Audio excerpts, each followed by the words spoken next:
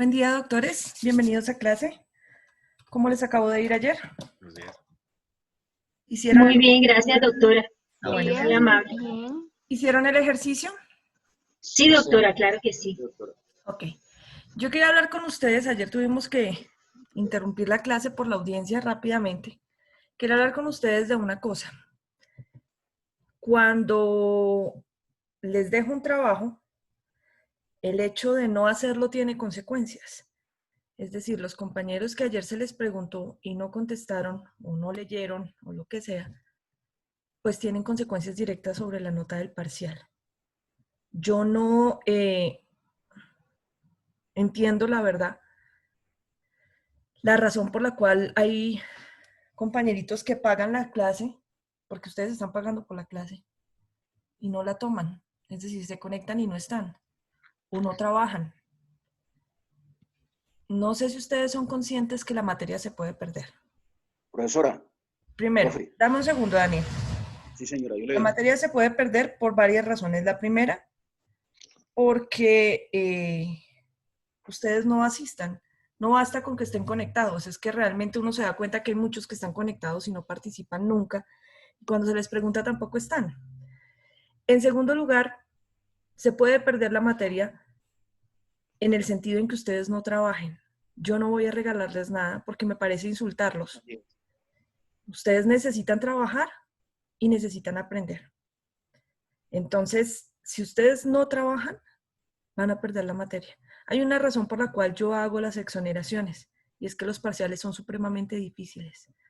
De manera que quien llegue a un parcial tiene que estar muy bien preparado para pasarlo. Es mucho más sencillo, por decirlo así, exonerarse de parcial que pasar el parcial. Entonces, para todos los compañeros que por X o Y razón no están trabajando en la clase, están conectados pero nunca participan y cuando les pregunto no contestan, hay consecuencias. Ya cada quien sabe por qué no lo hizo. De pronto sí, no le alcanzó el tiempo. Pero pues hombre, uno tiene que cumplir con todo. Uno tiene que cumplir con su trabajo y tiene que cumplir con su estudio. Entonces, pues, ustedes verán, yo solamente cumplo con avisarles que lo que viene es mucho más pesado. Ve que se está entrecortando ya. Lo que viene es mucho más pesado. Ustedes están empezando con las bases de Derecho Penal General. Y lo que estamos viendo hasta ahora es el comienzo. En menos de una semana vamos a estar calculando penas y los ejercicios son de matemática aplicando normas.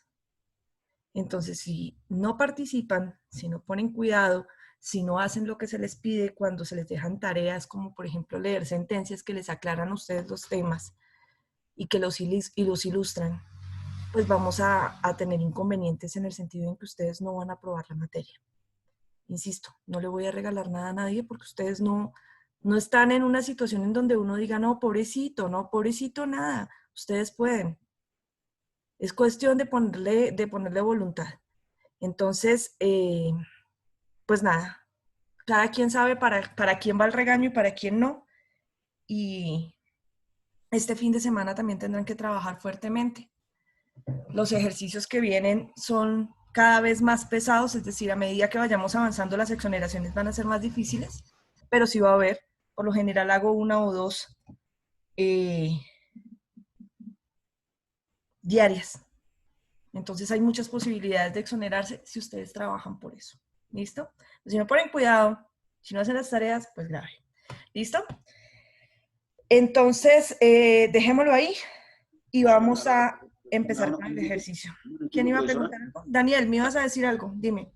Yo tuve ayer, dos problemas concretos. El uno es que, les soy franco, no he podido acceder a la matrícula de la plataforma y entonces tuve esa dificultad. Segundo, tuve un problema personal y anoche no dormí. Yo fui citado a Quito por la personería y entonces yo dormí muy tarde y entonces incluso estoy pidiendo asesoría para ese caso.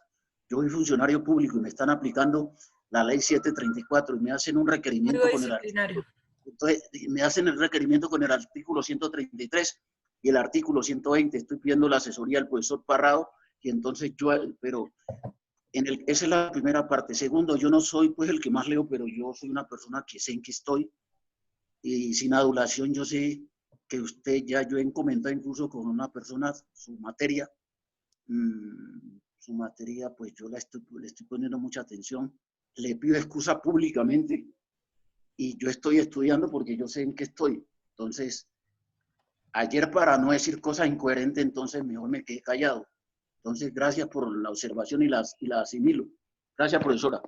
No te preocupes, Daniel, lo que te digo, cada uno puede tener las razones, verás si son válidas o no, lo que no se puede convertir es en costumbre, porque es que siempre vamos a tener una excusa para no hacer las cosas. Yo entiendo tu situación y muy probablemente muchos compañeros están en situaciones similares a la tuya en el sentido en que son situaciones de fuerza mayor que pueden llegar a llevar que en un momento dado no hagan una tarea. Pero pues ya llevamos una semana y veo que casi siempre participan los mismos y casi siempre trabajan los mismos.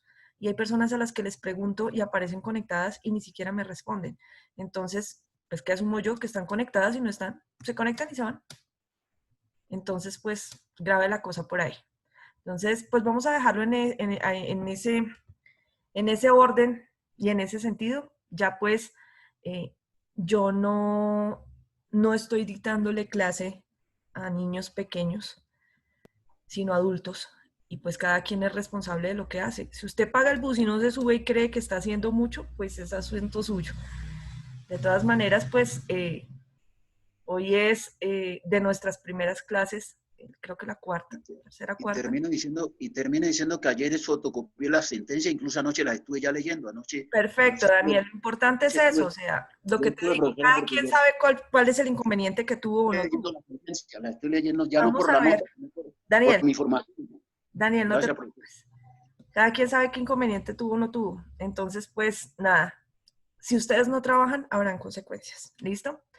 Vamos entonces a empezar con el caso el día de hoy.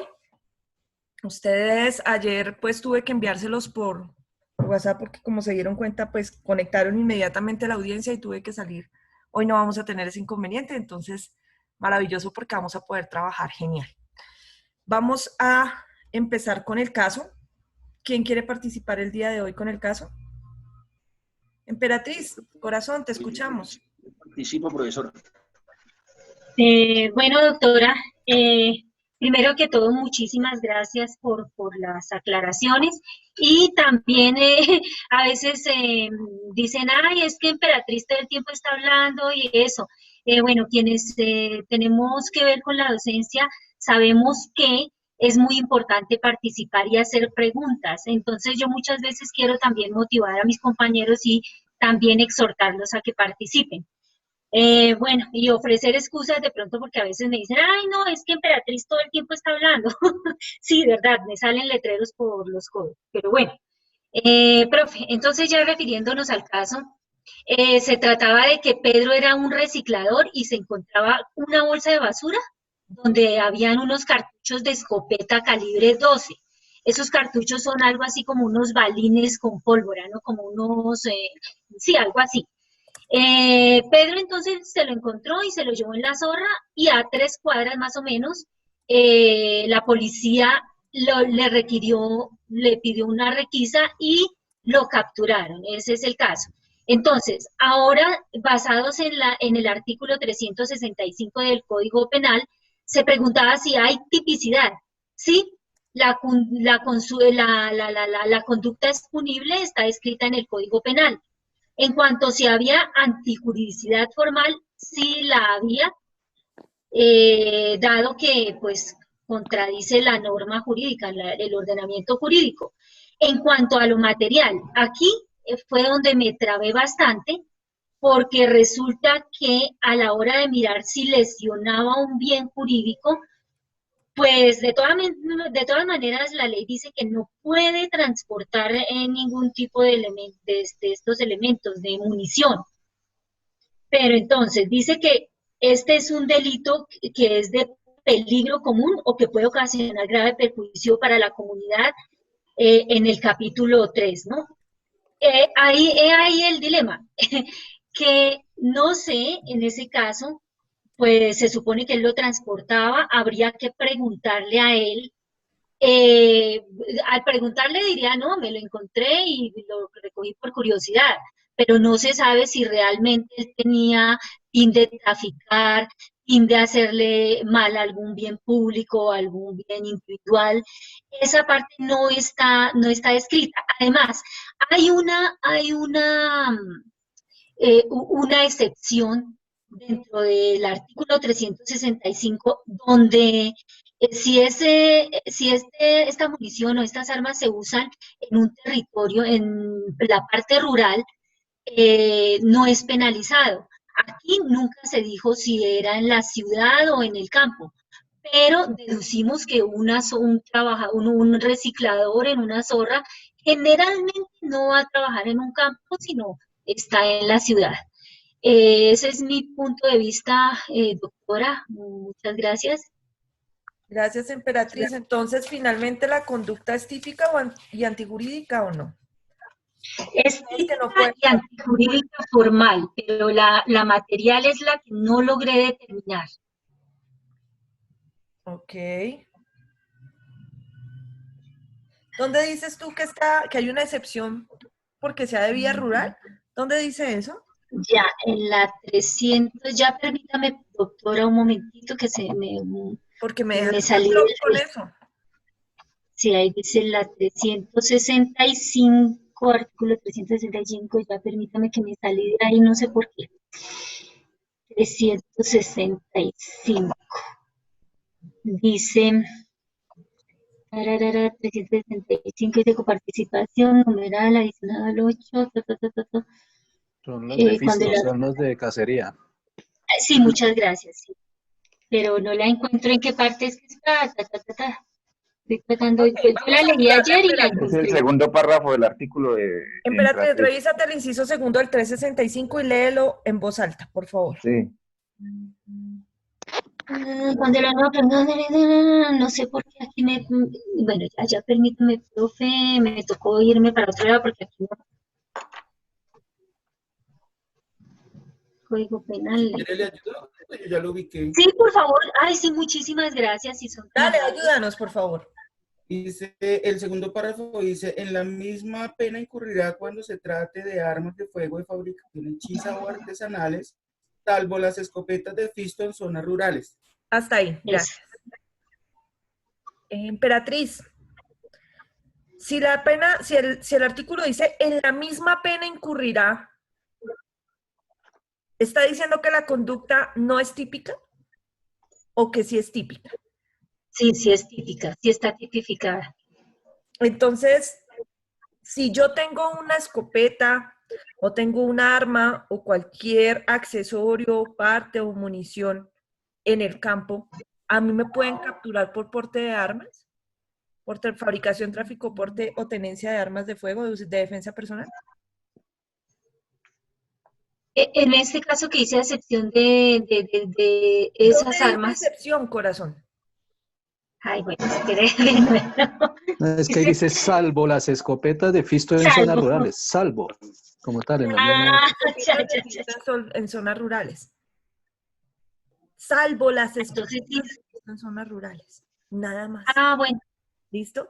Entonces, si tú tienes un arma de fuego de fabricación hechiza o artesanal, o un arma original en zona rural, automáticamente te van a capturar por el delito si no tienes permiso para portar el arma.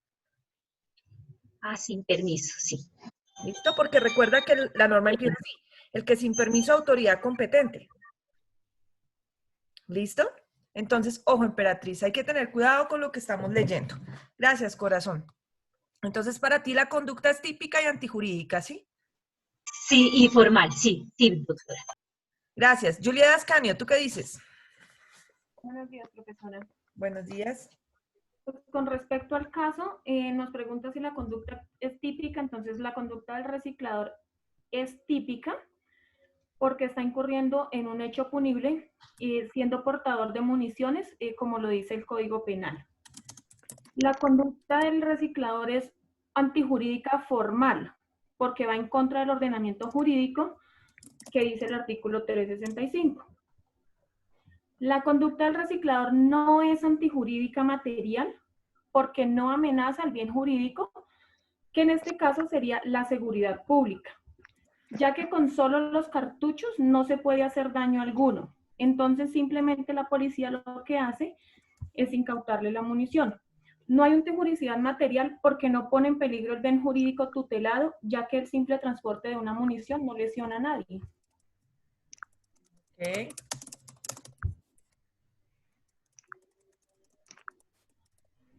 ¿Listo? Gracias. Vamos con Valentina Tibocha. Pues yo también tengo lo mismo que es típica que presume antijuridicidad formal, más no material, pero pues para añadirle ya lo que dijeron mis compañeros, como no hay una finalidad específica del caso que Pedro va a hacer con las municiones, en el momento que se le capture, se le incurrirá en la violación del bien jurídico de libertad e integridad a Pedro. Ok, entonces es típica y antijurídica, ¿sí? Formal más no material. Ok, listo. Gracias. Ay, ¿qué se me hicieron ustedes por acá? Ya, listo. Vamos con Vladimir Rico. ¿Tú qué dices? Profesora, buenos días. Buenos días. Es típica porque obviamente está contemplado por la ley, específicamente en el artículo 365. Por lo tanto, también es antijurídica formal, porque va en contra de esta misma ley. Ok. Es difícil establecer, como han dicho mis compañeros, si es antijurídica material, pero pues revisando llegué a la conclusión de que sí, que tiene, es primero sin justa causa, no hay una causa lógica por qué tomó los cartuchos y los está transportando. Puede ser para venderlos o, no sé, para guardarlos, no tiene una causa justa, pero sí es un delito que altera o va en contra de un peligro común o que puede ocasionar perjuicio a la comunidad. Porque, pues, contrario a lo que decía la compañera, estos cartuchos, así no estén dentro de un arma de fuego, sí pueden ocasionar daño. O puede venderlos para que se ocasione daño y sean utilizados, pues, en un arma de fuego. Entonces, para mí también sería antijurídica material. Listo, gracias. Andrés Meléndez. Hola, profe, buenos días. Hola, buenos días. Profe, para mí vendría siendo típica antijuridicidad formal, no material porque vendría siendo material, digamos, ya después de no identificarse claramente, de igual identificarse ya, o sea, es formal porque todavía no se ha identificado claramente la causa de justificación de la conducta típica, que pues determina que pues como antijurídica viene siendo ilícita. Ya pasando al verificar, profe, la concurrencia de si las circunstancias son agravantes o atenuantes, tan solo el hecho de transportarlo ya viene afectando el ordenamiento jurídico.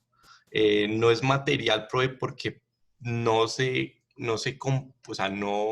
puede comprobar así a simple vista que pues el fin con el cual lo usaría, porque pues de todas maneras lo más lógico posible podría decirse que lo iba a entregar ahí a la vuelta del CAI.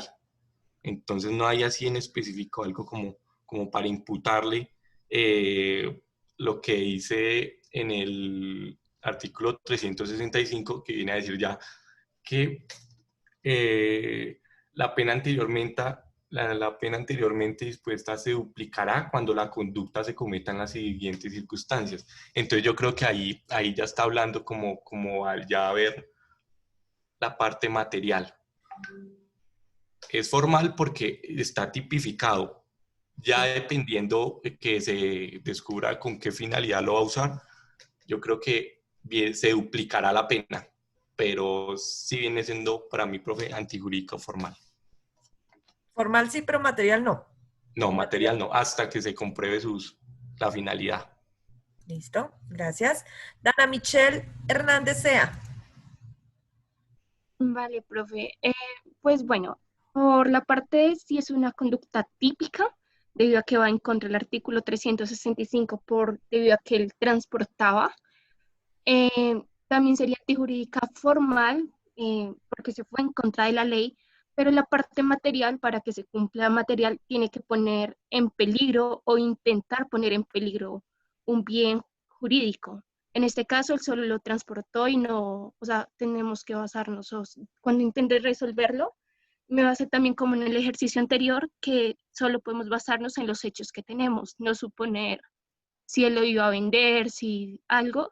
Entonces, por mi parte, yo diría que es únicamente típica y no es antijurídica, no es antijurídica materialmente.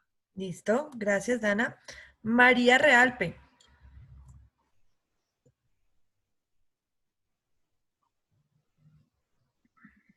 Buenos días.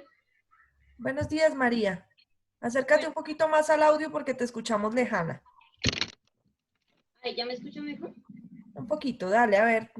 Bueno, para mí es típica porque está contemplado en la ley en el artículo 3 de 65.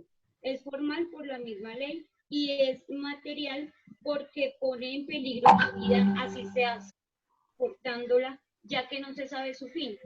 Entonces, para mí también es material. Listo, gracias. No encontré ninguna justa causa, no causa justa alguna. Listo, perfecto. Gracias. Johan Danilo. Buen día, profe.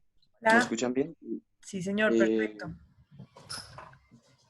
Profe, para mí es típica porque, pues, según el artículo 365 del Código Penal, pues, o sea, no se puede ni transportar ni traficar munición ni nada, ni derivados de armas. Y para mí es antijurídica formal porque la conducta va en contravía de lo que, de lo que el legislador quiere evitar. Y no es material porque no se pone en peligro ningún bien jurídicamente tutelado. Ok, gracias. Michelle Carolina Zúñiga. Profe, para mí es típica, ya que está escrita en el artículo 365, antiformal, ya que está contra el artículo y pues él el delito que cometió, ante todo, no fue avisar, sino llevarlo, y ahí lo estaba moviendo. Y no se sabe, no se sabría si lo iba a comercializar o no, entonces no sería materialmente, se tendría que comprobar. Listo, gracias. Karen Sofía Sánchez. Hola, profe, buenos días. Bueno, Hola, para buenos mí días.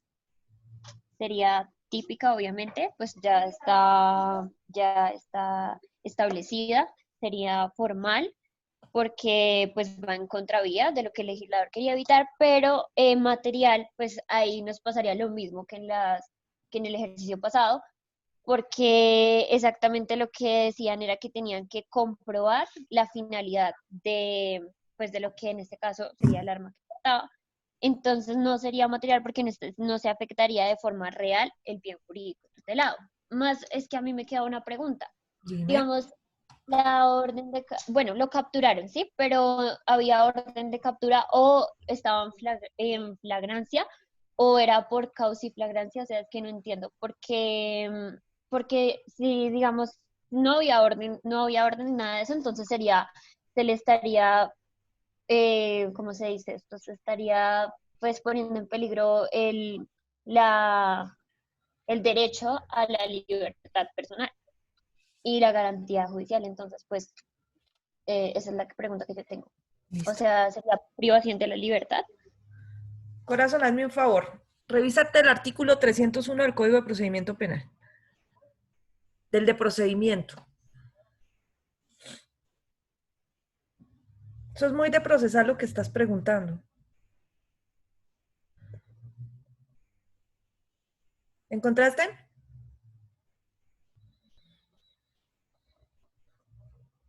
Dice, se entiende que hay flagrancia cuando la persona es sorprendida y aprendida al momento de cometer el delito. Ajá. ¿Cuándo más? La persona es sorprendida o individualizada durante la comisión del delito y aprendida inmediatamente después de la persecución o cuando fuere señalado por la víctima u otra persona como autor o cómplice del delito inmediatamente después de su perpetración. ¿Sigue? La persona es sorprendida y capturada con objetos, instrumentos o huellas de los cuales aparezca fundamentalmente que acaba de cometer un delito o haber Fundadamente. participado o haber participado en él. La persona sorprendida o individualizada en la comisión de un delito en un sitio abierto al público a través de la grabación de un dispositivo de video y aprendida inmediatamente después. La misma regla opera si la grabación del dispositivo de video se realiza en un lugar privado con conocimiento de la persona o personas que... Consentimiento, corazón. Eso, con consentimientos de la persona o personas que residan en el mismo. La persona se encuentre en un vehículo utilizado momentos antes para huir del lugar de la comisión de un delito, salvo que aparezca fundamentadamente que el sujeto no tenga conocimiento de la conducta punible. Listo. ¿Qué es lo que pasa? Que nosotros solemos entender que la captura en flagrancia se da literalmente cuando se encuentra la persona con las manos en la masa. Y mira que hay muchas más causales para que se determine la flagrancia.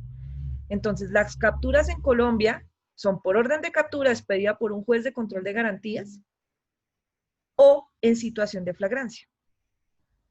Ahora, de acuerdo a lo que leíste, ¿tú crees que Pedro fue capturado en situación de flagrancia? No, porque ahí todavía no sabemos si el arma fue utilizada en un delito o... O sea, ¿tenemos si que esperar a que él utilice el arma? ¿Cuál arma? Si habían municiones nada más. Exacto. Entonces, no léete sería el un numeral 1. La persona que sorprendía y aprendía durante la comisión del delito. Listo. ¿Cuál es el delito, supuestamente? Solo tipicidad.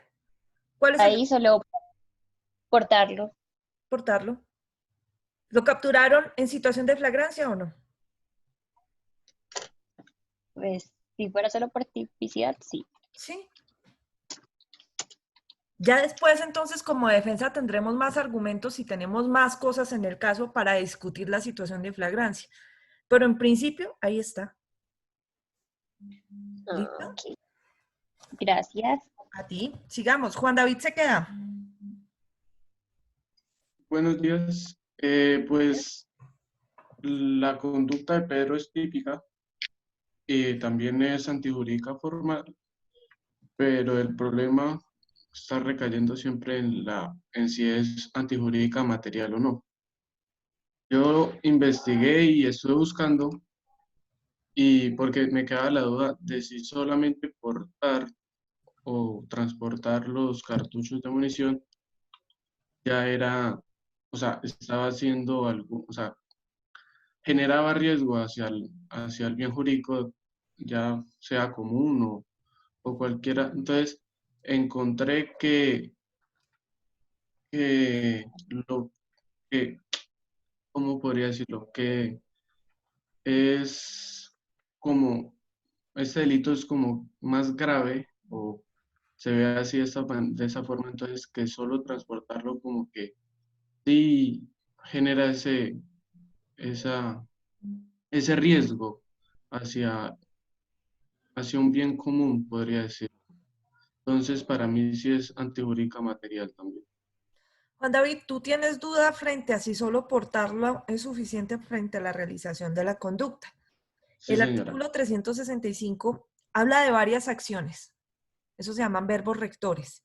Y dice, el que sin permiso de autoridad competente importe, trafique, fabrique, transporte, almacene, distribuya, venda, suministre, repare, porte. O tenga en un lugar armas de fuego, de defensa personal. Portar. Ok. ¿Listo? El solo portar ya está tipificado. Sí. ¿Listo? Entonces, Señora. cuando tengas dudas frente a si la conducta es suficiente, mira los verbos rectores. ¿Listo? O sea, a lo que me quería referir era si es, o sea, si solamente el hecho de portar los cartuchos generaba ese peligro o ese peligro hacia un bien jurídico. Esa era la duda que tenía. Y, ¿Te aclara el artículo? Señora. ¿El artículo no te aclara si el porte es suficiente? Sí, o sea, ahí tipifica que ya es. O sea, Tu duda es frente a la antijuridicidad, no frente a la tipicidad. No, no es ante la tipicidad, sino ante la juridicidad material. Por eso. Tu duda no es frente a la tipicidad, sino frente a la antijuridicidad. Sí, señora. Ok, gracias, Juan David. Marcela Perdomo. Buenos días, profe. Buenos días a todos. Buenos días, Marcela. Bueno, partiendo de los hechos que están descritos en el caso, pues obviamente es típica, la conducta está tipificada y es antijurídica formal.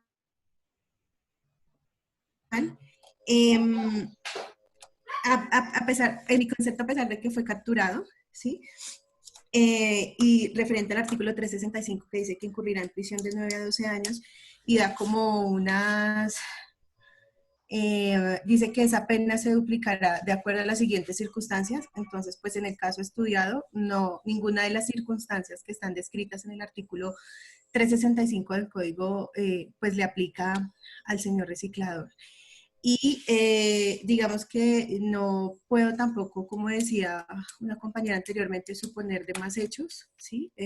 Pues porque no están descritos dentro de lo que nos dio el caso. Entonces, sería típica antijurídica formal en mi concepto también, profe. Pero no material. No. Listo. Gracias. Listo. Vamos con Daniel Palacios Murillo. Profesora, analizado el caso, he llegado a las siguientes conclusiones. La conducta es típica porque viola la ley 599, porque el legislador prohíbe en el artículo 365 esa conducta, eso en relación a la tipicidad. Es formal por cuanto, precisamente, es formal por cuanto viola lo señalado en el Código Penal. Y es material, la antijuridicidad no es material debido a que no afecta el bien tutelable y porque no es una conducta antisocial. ¿Antisocial? Una conducta, pues, doctora. ¿Cuándo las conductas son antisociales? Que no es una conducta antisocial por cuanto esa conducta, diría yo, que no conduce a que esas armas puedan ser, a que esas municiones puedan ser utilizadas para hacer un daño. Ok. Eso no está Daniel, probado. Daniel Corazón, dime cuáles son los elementos de la conducta punible, los que hemos venido trabajando desde el martes. ¿Cuál es el primero? El primero es la tipicidad, profesora. Muy bien, Daniel. ¿Cuál es el segundo? El segundo es la antijuridicidad. Que puede ser formal y material, ¿no es cierto? Material. Y el tercero es la culpabilidad, que encontré que no es culpable porque por cuanto no tuvo la munición en forma accidental, por cuanto tuvo la munición Daniel, en forma accidental. son tres elementos: tipicidad, antijuridicidad y culpabilidad. ¿Dónde aparece lo antisocial ahí? ¿Ah? ¿Dónde aparece lo antisocial ahí? Lo antisocial, yo la considero que no es una conducta antisocial porque fue encontrada de manera accidental. Entonces, yo te no hace entiendo ese parte argumento, Daniel. Te pregunto es, ¿en qué parte de la ley nos exige que para que la conducta sea punible sea antisocial? Yo ese término lo encontré, profesora, en un caso que yo leí, en un caso de que la conducta material no sea antisocial. Eso lo encontré en un proceso. Entonces encontré ese término allí. Daniel, ¿me haces un favor? Sí. Cuando terminemos la clase a lo largo del día, ¿nos envías la sentencia donde leíste ese pedacito, porfis? Sí, yo le envío eso. Gracias, Correcto. Daniel. Profesora. Dime. Yo podría hacerle usted una llamada para mi caso personal. Corazón, yo no estoy tomando casos ahorita, estoy muy llena de trabajo. No, estoy preocupado, profesora. Yo te entiendo, hablamos cuando terminemos la clase, ¿vale? Correcto, yo necesito... Hablamos por ahí a las 12:30, ¿te parece? Correcto, gracias, profesora. Bueno, listo, cuídate. Karen Joana Sánchez. Hola, profe, ¿cómo estás? Bien, ¿y tú? Yo no sé, porque la verdad es que yo le iba a decir a usted que para mí sí están las tres, pero pues escuchando a los compañeros ya me llené de dudas. ¿Será? Porque bueno, bueno, para mí hay un porte y transporte, pero no sé, bueno, pues la zorra no sé para mí si eso es como tal un medio de transporte, pero de todas maneras sí es típica y antijurídica porque en la parte que hay un porte y transporte y nada más incurre en el primer párrafo, no en los incisos siguientes porque pues no fue un medio motorizado. Tenía la duda de si era material o no porque usted dice, es que eso, siento que el caso tiene muchas cascaritas porque usted dice que Pedro es un reciclador y la policía lo coge 3 calles y ya había avanzado 3 calles. Entonces, pues para mí es obvio que Pedro iba a vender eso porque pues es su trabajo, él recicla y vende. Pero pues no se puede aprender a una persona cuando no ha cometido ningún delito. Entonces, eso es lo que me hace dudar si es material. Entonces, pues, en definitiva, siento que nada más es típica y antijurídica formal. Listo, gracias Karen. Omaira Sánchez.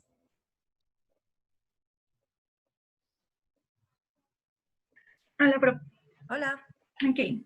Aparte del artículo que usted nos sugirió, yo encontré un decreto que es el 2535 de 1993 que apoya al artículo 365 y especifica más el porte de armas, accesorios y permisos y qué profesiones pueden tener este porte de armas. Bueno, lo voy a decir, que son militares, policías, celadores y guardaespaldas. Oye, qué buen dato. Así es que me gusta que investiguen. Claro, es imposible entender el artículo 365 sin el decreto 2535 del 93, que es el que establece y clasifica las armas a nivel nacional, el que establece en qué permisos hay, cómo se clasifican las armas según su calibre, que incluso en los artículos 10 y 11 nos habla de las diferentes clasificaciones de las armas y nos dice cuáles son de defensa personal y cuáles son de uso privativo de las fuerzas militares, cuáles son de deportivas y demás, ¿no es cierto, corazón? Sí, profe. Sigue. Bueno, también, bueno, aparte de eso, bueno, la refirma y da cosas muy específicas, cuando se vence el permiso, bueno, para mí es típica, ya que precisa las acciones que tiene el sujeto que se consideran como delito ante el artículo 365 y el decreto que acabo de decir. Además, para mí es antijurídica formal porque va en contra de la norma establecida en el Código Penal, pero no es antijurídica material, ya que no está haciendo un daño a la sociedad en esto. Y no podemos, bueno, como dijeron ya mis compañeros, creo que no podemos hacer un falso prejuicio solo porque esta persona se determina como recicladores y pues como un prejuicio malo ante ello o ante Colombia es que pues creemos que estas personas roban o matan o sí. No podemos dar este falso prejuicio hasta que no se miren los hechos o qué iba a hacer esta persona con estos cartuchos. Y ya, muchas gracias. Listo, gracias. Fray Maecha. Gracias, profesora. Buenos días. Buenos días. Bueno, lo mismo. Es una tipicidad porque está en contra del artículo 365 del Código Penal, donde dice que la persona que tenga transporte, municiones, entonces está incurriendo en contra de la ley. La formalidad, por lo mismo, porque contradice la norma que está establecida. La materialidad también pues la tengo en duda porque en el momento de él lo capturan con su paquete, pero por su misma actividad no se ve como la pernicia pues de él de que pretendiera hacer algo malo porque está recolectando, ¿sí? Él puede hasta llegar a argumentar que es parte de su trabajo de reciclar, que él no sabe qué es eso o que simplemente el plástico del cartucho y los metales de su interior puede llegar a ser para reciclaje. Entonces es como difícil llegar a por su conocimiento, digamos, legalmente de su desarrollo, en que él ejerce su función diaria, pues es esa, reciclar cosas que se encuentran. Entonces no se le ve como la maldad de que él esté tratando de traficar con unas municiones cuando está en su labor. Se encontró unas municiones, puede decir inclusive lo que decían los compañeros, que la iba a llevar a entregar, o simplemente lo vio como un artículo de reciclaje, que es la labor que él hace como tal. Él no es ni un contrabandista de armas ni de municiones. En ese momento pues está ejerciendo su labor. Entonces es complejo para llegar a decir que está materializando. Entonces yo me quedaría con la parte formal de la antijuricidad y pues que sí existe la tipicidad. Y hasta ahí llegaría. Listo. Muchísimas gracias. Silvana Úrsula. Buenos días, profesora. Buenos días.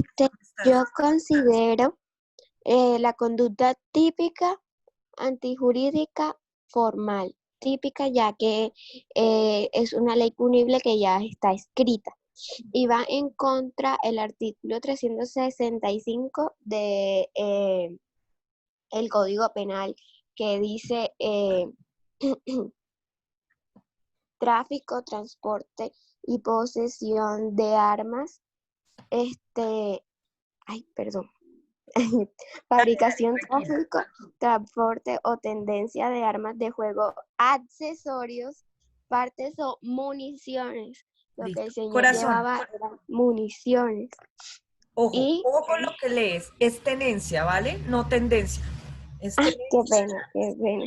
Son los nervios, profesora. No te preocupes. Antijuricidad formal por el hecho de que el señor no está dañando el ordenamiento jurídico, ya que él lo llevaba, y nosotros no podemos suponer ni tampoco tener prejuicios de que el señor vaya a venderlos. Y según los 8 numerales que están en el artículo, no está incurriendo en ninguno de estos. Y se puede destacar claramente el numeral 7 que dice cuando el autor pertenezca o haga parte de un grupo de delincuencia organizada. El señor claramente su trabajo es de transportar cosas de reciclaje. Él no está perteneciendo a un grupo de organización determinada y hasta que no se le demuestre lo contrario, él solamente es reciclador. Okay. En el momento de la captura, el señor llevaba en su zorra lo que serían las municiones y él no está, él puede determinar que él los recogió de la calle y que no se percató que era. Muchas gracias. Listo, gracias, Nicole. Nicole, tú hiciste una preguntita hace un momento en el chat referente a que no entendías por qué unos habían sido exonerados y otros no. Corazón, solamente serán exonerados los que tengan las respuestas correctas. No basta con participar, hay que tener la respuesta correcta, ¿vale? Entonces, por eso fue que quien tenía la respuesta correcta fue exonerado y quien no, pues no. ¿Listo? Ahora, vamos a aclarar una cosita a raíz de lo que Nicole nos estaba diciendo que me parece muy interesante. Y es que ella dice, mira, es que hay 8 numerales en el artículo 365 y el señor no está en ninguno. Es importante que nosotros tengamos mucho cuidado con la forma en la que estamos leyendo. El artículo en ningún momento está diciendo que solamente se incurre en el delito en alguno de esos numerales. Lo que pasa es que el inciso 3 del artículo 365 dice que la pena se duplica, es decir, que es mucho más grave si además se da alguno de los 8 de las situaciones de los 8 numerales. Pero no quiere decir que para que el delito exista se necesite uno de los 8 numerales. ¿Me hago entender? Entonces, mira, Nicole, por ejemplo, si yo te digo, es que robar es gravísimo, Nicole, pero si además tú robas a tu familia, es más grave. Pero no te estoy diciendo que si no robas a alguien de tu familia, no es hurto. ¿Sí me entendiste, Nicole? Nicole, corazón, ¿me escuchas? Fue Silvana, fue la que habló. ¿Ah, fue Silvana? Ah, perdóname. Nicole, te tenía ahí lista para hablar y como vi tu micrófono activo, pensé que eras tú. De todas maneras, pues Nicole, te aclaro lo de la exoneración. Y Silvana, ¿me escuchas ahora sí? Sí, señora, yo quedé confundida. No te preocupes, mira, Silvana. Discúlpame por haberte confundido con Nicole y Nicole, discúlpame por haberte confundido con Silvana. Silvana, mira, tú estás leyendo el artículo 365, ¿por qué hago la salvedad? Porque ya lo he visto en varios de ustedes.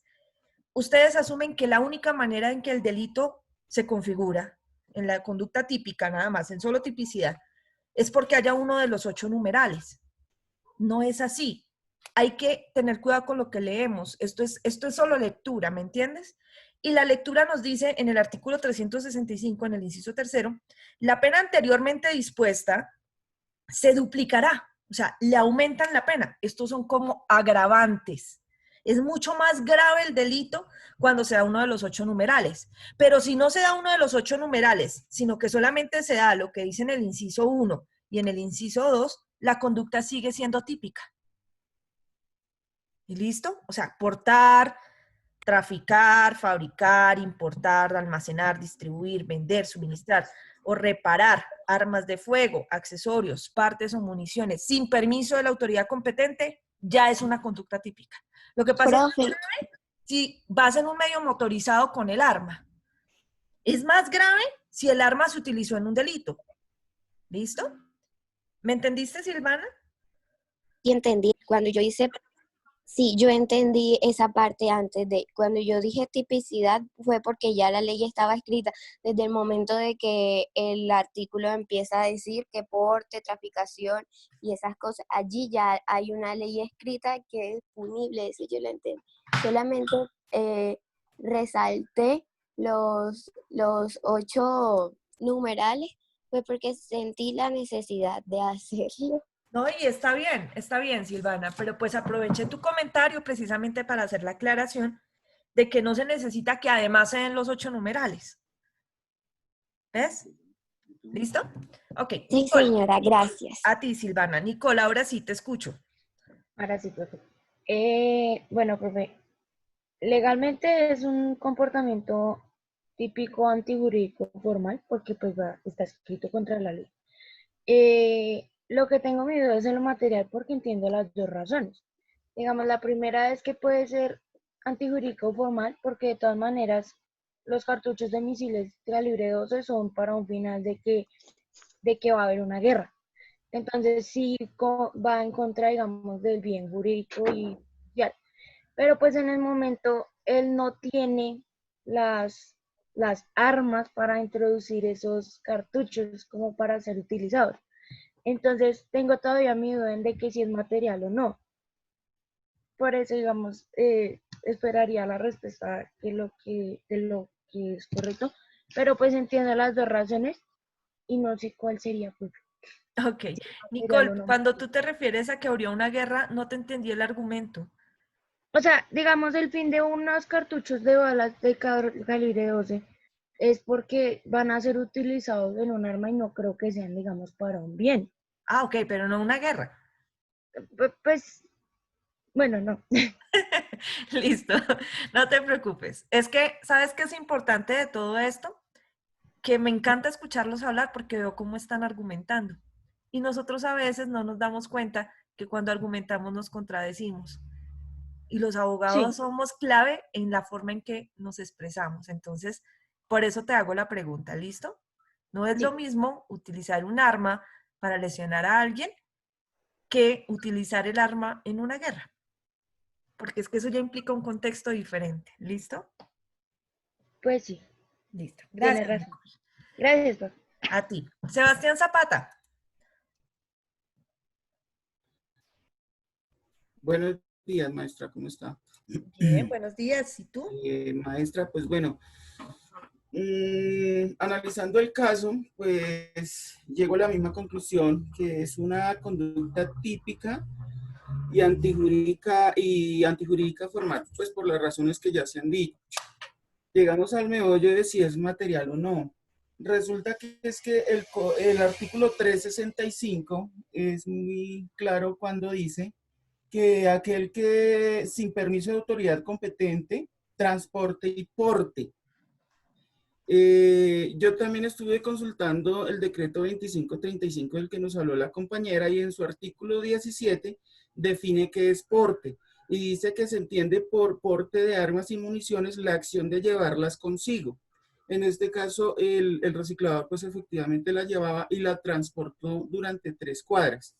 Ahora bien, yo estuve también haciendo énfasis o me fijé en esa parte del artículo 365, la salvedad que hacen las escopetas de Fisto en zonas rurales.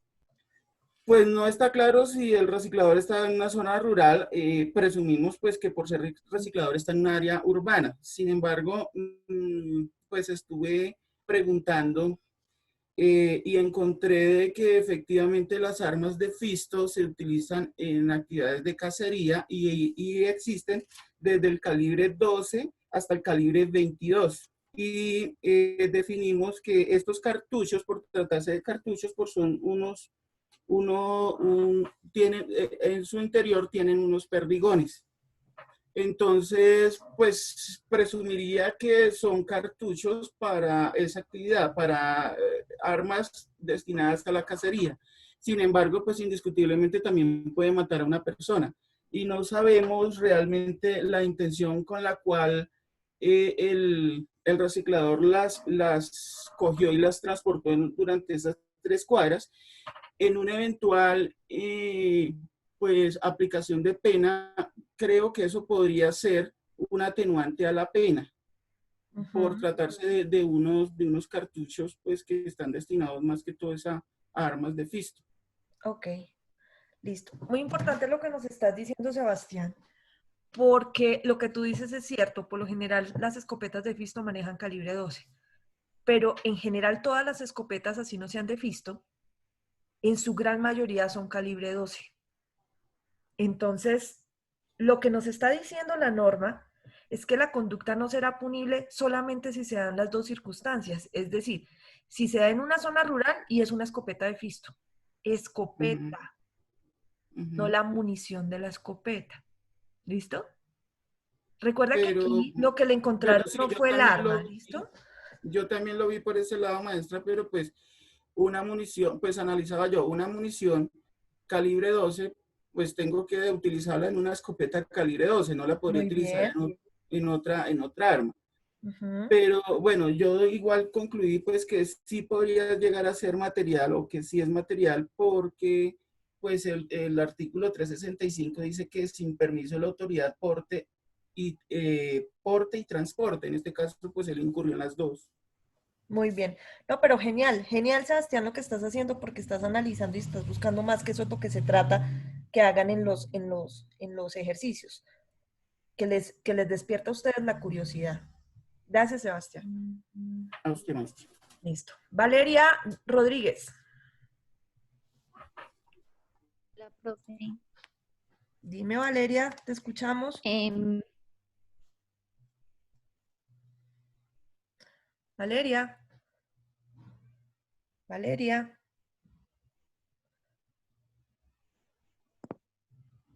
Ya.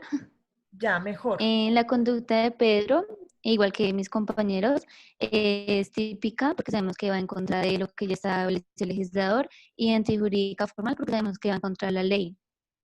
Material, no creo que sea material porque sabemos que no está lesionando un bien jurídico y no hay una justa causa de la conducta de Pedro.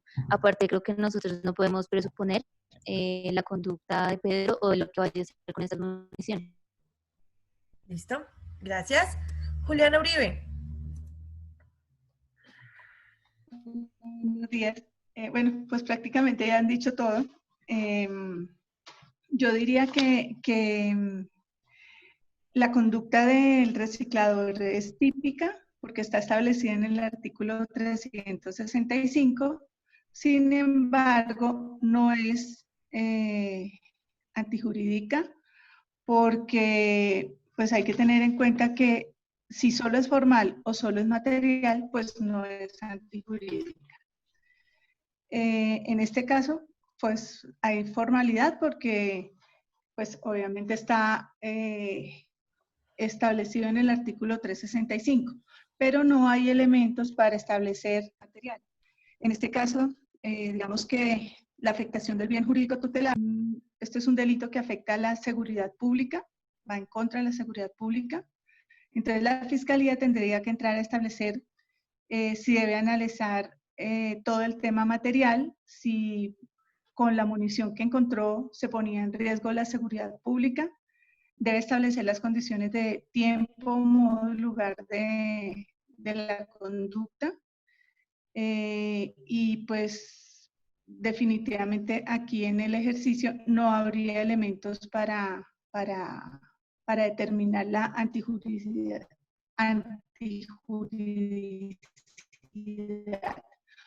Por lo tanto, Se está creo entrecortando. que no habría forma de determinar. Gracias. Aló. ¿Ahí ya se oye mejor? Sí, la parte final se robotizó, pero creo que dijiste que no había forma de demostrar la antijuridicidad material, ¿sí? No hay elementos para establecer la antijuridicidad. Listo, gracias. Eso es todo. Gracias. Gracias. Karen Asnit. Hola, profe. Hola. Buenos días. Buenos días. Pues, analizando el caso, yo también, la verdad, tomé la postura de la mayoría de mis compañeros. Levantar y bajar la mano, pues porque no sabía si decir lo mismo. Entonces, bueno, sí. Entonces, bueno, la conducta efectivamente es típica, pues porque ya está la norma y es una ley positiva. Es antijurídica formal, pues porque obviamente es delito el porte de municiones, portar municiones. Pero no es material, pues porque no está afectando a nadie y la intención y la finalidad no se ha determinado. Es más, él iba en la tercera cuadra y podríamos hasta decir que en la cuarta cuadra había un CAI de la policía y él le iba a entregar. Podría decir que le iba a hacer con una intención de buena fe. Pero acá en mi familia hay un caso particular sobre eso y ahí sí entonces me confundí, porque entonces a mi tío, realmente él lo condenaron por porte ilegal de armas. Entonces, le dieron 2 años. Entonces, yo no sé si entonces ahí sí se estableció todo lo que dice la norma 365, pues porque serían de 9 a 12 años si la conducta era antijurídica, formal y material. Entonces, si solamente fue formal, se disminuye la pena y sí se puede apresar, o ahí la verdad me confundí porque entonces una reducción tan grande o no sé qué pasó. Y después le dieron casa por cárcel y después salió como al año y medio, o sea, esa parte no la entendí entonces cómo fue la cuestión ahí. Ay, Karen, no sabes lo importante que es tu intervención, al igual que la de todos tus compañeros. Pero la tuya especialmente porque tú tuviste de cerca un caso y tú dices, bueno, ¿y entonces qué pasó acá? Justamente ahorita vamos a ver qué es lo que está pasando. ¿Por qué a tu tío lo condenaron? ¿Listo? José Alfredo Jiménez Martínez.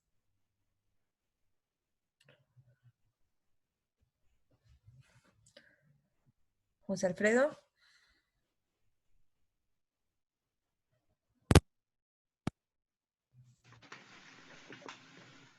Profe. Te escuchamos, vale. Bueno, en el caso de Pedro, pues veo que es típico porque está en la ley, está en el artículo 365. Porte ilegal de armas. También pues antijurídica, pues porque es antijurídica formal, pues porque va en contra de la ley. Y también para mí es material porque se corre el riesgo, peligro de un bien, puesto que estas municiones se hacen para causar daño, ¿no? Entonces, si él omitió de informarle a la policía al momento de hallar el paquete con la munición, esto es porque él tenía otro fin. Y pues, como decía el compañero, pues en unas investigaciones que hice, los documentales que miré, este tipo de munición es muy utilizada por las bandas criminales. Entonces, quizás lo que pensó en su momento fue quedarse con esa munición, no reportarla, no avisar a las autoridades competentes para comercializarla. Ok, gracias.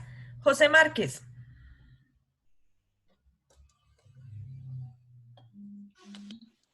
Doctora, buenos días. Muy buenos días, ¿cómo estás? Bien, gracias. Como defensor, hay tipicidad, no hay antijuricidad porque solamente está la formal, pero si fuera fiscal, se darían las dos formas de antijuricidad, porque para ellos todo es punible, es conducta punible. Ok, listo. Gracias. Sebastián Ah, no, ya. Fue que se le saltó la manito, creo. No, maestra, es que quería hacer una última acotación. Dime. Resulta que es que, bueno, yo tengo familia que es campesina, ¿sí? Particularmente, pues ellos utilizan ese tipo de municiones en sus actividades de cacería. Yo ayer preguntando y se me olvidó ahorita, pues decirlo, ellos tuvieron un caso en la finca, hay un sitio que se llama Las Caballerizas, donde almacenaban precisamente esas armas. Resulta que esa munición en las tardes les daba el rayo del sol y tuvieron un caso en el cual uno de sus cartuchos explotó por el exceso de calor. La pólvora pues hizo reacción. Entonces me apoyo más a la idea de que si hay una hay una antijuricidad material, pues porque sin querer de todas maneras sí se pone en peligro al portar o al tener esa munición sin un adecuado manejo. Era eso, maestro. Listo. Gracias, Sebastián. Listo. Vamos a resolver el caso. Les voy a decir varias cositas. Lo primero. Yo sé que los estudiantes en general tenemos a hacer lo siguiente, y es que aprendemos una cosa y asumimos que todos los casos son iguales. En algún momento cuando yo estaba por allá en bachillerato nos enseñaban los casos de factorización y yo veía el caso 1, la regla 1, el caso 1 de factorización y yo decía, ah, ya lo entendí, y asumía que el caso 2 era igual. Cada caso es distinto y eso no solo pasa en factorización. El hecho de que ayer hayamos visto cómo se convierte la antijuridicidad o cómo se comporta la antijuridicidad material en el delito de porte, tráfico de estupefacientes, no quiere decir que en el porte de armas sea igual. Es que el porte de armas o el delito del artículo 365, incluso el del artículo 366, que son muy parecidos, establece una situación distinta. Cuando ustedes veían la definición de antijuridicidad, decíamos que ponga en peligro o afecte el bien jurídico. Eso hace una diferenciación en la clase de los delitos. Hay unos delitos que necesitan que se afecte de forma real el bien jurídico y hay otros que solo necesitan ponerlo en peligro. Con eso basta. El artículo 365 es uno de esos delitos que no exige la afectación real al bien jurídico, sino que basta con ponerlo en peligro. Alguien nos hablaba al comienzo, creo que fue la doctora Emperatriz, nos hablaba de los delitos de peligro común, que es el bien jurídico tutelado del artículo 365. Algunos nos hablaron del decreto 2535 del año 93 como clasificación de armas para poder entender en qué consistía el artículo 365. Pero ¿qué nos hizo falta saber? Y que tal vez algunos de ustedes encontraron en lo que investigaron. Y es que el artículo 365 es uno de los delitos especiales del Código porque es un delito de los llamados de peligro abstracto. ¿Qué quiere decir eso? Un delito de peligro abstracto tiene que ver con lo que yo les explicaba esta semana sobre las barreras de protección estatal. ¿Recuerdan? Que hicimos aquí un diagramita parecido a este, en donde decíamos que el Estado tenía la sociedad tenía diferentes formas de protección, que habían en principio instituciones y que después iba el derecho regulando todo, y que de últimas estaba el derecho penal. ¿Lo recuerdan? Que vimos este diagramita. Sí, señora. ¿Y qué dijimos del derecho penal en ese momento? ¿Qué era qué? Que él es el que cubre a todos. O sea, la última... Dilo. ¿Es la última qué? El último eslabón de la conducta Es la última ratio. La última ratio. ¿Cierto? Es la última barrera de protección estatal. Entonces eso quiere decir que por lo general el derecho penal llega a castigar cuando ya no hay nada que hacer, cuando el daño ya se hizo. ¿Cuándo castigamos un homicidio? Pues cuando se produjo el homicidio. Es decir, cuando ya se afectó de manera real el bien jurídico. Pero eso no quiere decir que el derecho penal no pueda adelantar la barrera de protección. Eso es. Entonces, en vez de estar aquí al final y esperar a que se dé el resultado con la afectación real al bien jurídico, hay ocasiones en donde el derecho penal se adelanta. Y dice, yo no voy a esperar a que afecten el bien jurídico, sino que basta con que lo pongan en peligro. ¿Qué es lo que ocurre? En Colombia hemos denominado delitos de peligro abstracto a algunos muy especiales, como el artículo 365. Y es que han hecho un análisis desde el punto de vista criminológico, no criminalístico, sino criminológico, y han dicho, mire, la mayoría de delitos de hurto, de homicidios y de lesiones se producen con armas de fuego. Y se producen con armas de fuego ilegales. Entonces, no vamos a esperar a que se produzca el hurto, a que se produzca el homicidio o a que se produzcan las lesiones para sancionar a las personas, sino que vamos a adelantarnos. Y entonces, el que lleve armas de fuego o municiones, solo con que las tenga, sin permiso de la autoridad, lo vamos a castigar. Y con eso nos evitamos el resultado final, que puede no solamente implicar el porte del arma, sino que incluso puede llevar a otros delitos como hurtos, homicidios o lesiones personales. Entonces, en ese caso, se denominan delitos de peligro abstracto. ¿Por qué? Porque el derecho penal adelanta la barrera de protección. Dice, yo no voy a esperar a que usted me diga qué iba a hacer con el arma. Yo no voy a esperar a que usted dispare el arma y en forma efectiva lesione, mate a alguien o la utilice en un hurto. Sino que simplemente, si usted lleva un arma sin permisos, porque algo malo va a hacer. Es decir, presumen el peligro. No necesitamos que se concrete el peligro en un daño real al bien jurídico, sino que adelantan la barrera de protección. Esa circunstancia específica de adelantar la barrera de protección no solamente implica que estemos ante un delito de peligro abstracto, sino que además implica, de una u otra manera, perdón, borro acá, para retomar aquí donde estábamos, sino que además implica, de una u otra manera, que ustedes deben asumir que en principio la antijuridicidad material está dada. Es decir, casi que se presume la antijuridicidad, tanto formal como material. Hombre, no me importa para qué quería usted los cartuchos. No me importa, el solo hecho de llevarlos sin permiso ya es punible, ya pone en riesgo la seguridad de la sociedad. Porque el bien jurídico nos está diciendo eso, son delitos de peligro común. Eso es como tener, como diría por ahí en el campo, a una loca con barbera. Eso es peligrosísimo. O sea, tener un arma o municiones sin permiso ya implica que algo ilegal va a ser.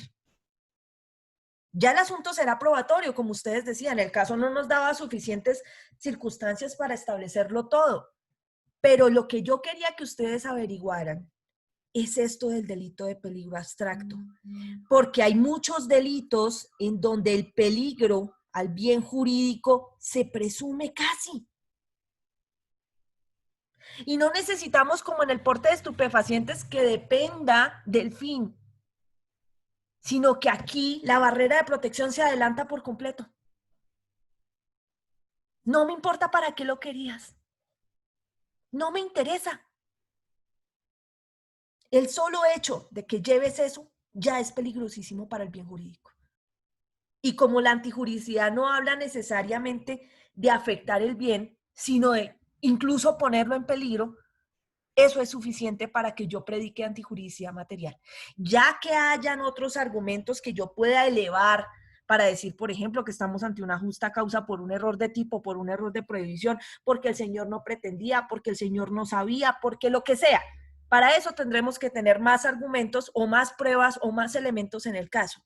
Pero con lo que nos dan hasta ahora y haciendo el análisis del delito de peligro abstracto, sería suficiente para considerar que hay tanto tipicidad como antijuridicidad formal y material en el caso. ¿Listo? Ahora, por aquí habían unas preguntitas concretas. Andrés Mesa, ¿qué pregunta tienes, corazón? Sí, doctora, pero bajo esa presunción o ese peligro abstracto, ¿no se estaría vulnerando el principio de buena fe? Y La bueno, presunción de inocencia, sí, señor, así es.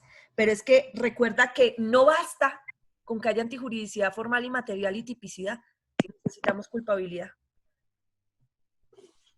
y no se... Así me lleguen a casi que a presumir la antijuridicidad formal y la antijuridicidad material en los delitos de peligro abstracto, no quiere decir que automáticamente me van a sancionar, sino que se necesita también establecer la culpabilidad. Y además, habiendo tipicidad, tipicidad y antijuridicidad formal y material, también se necesita que no haya justa causa, que es lo que no hemos analizado. Y es en donde venimos a decir, bueno, ¿hasta dónde al señor le era exigible? No puede haber un error de tipo, un error de prohibición, que son cosas que no hemos visto todavía y que uno puede llegar a alegar en un momento dado, como defensa en un caso.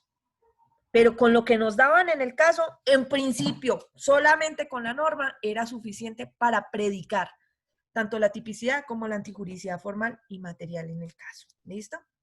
O sea que ese artículo 365 se toma desde el punto de vista que veíamos ayer de la sentencia iuris et de iure, o sea, de manera tácita.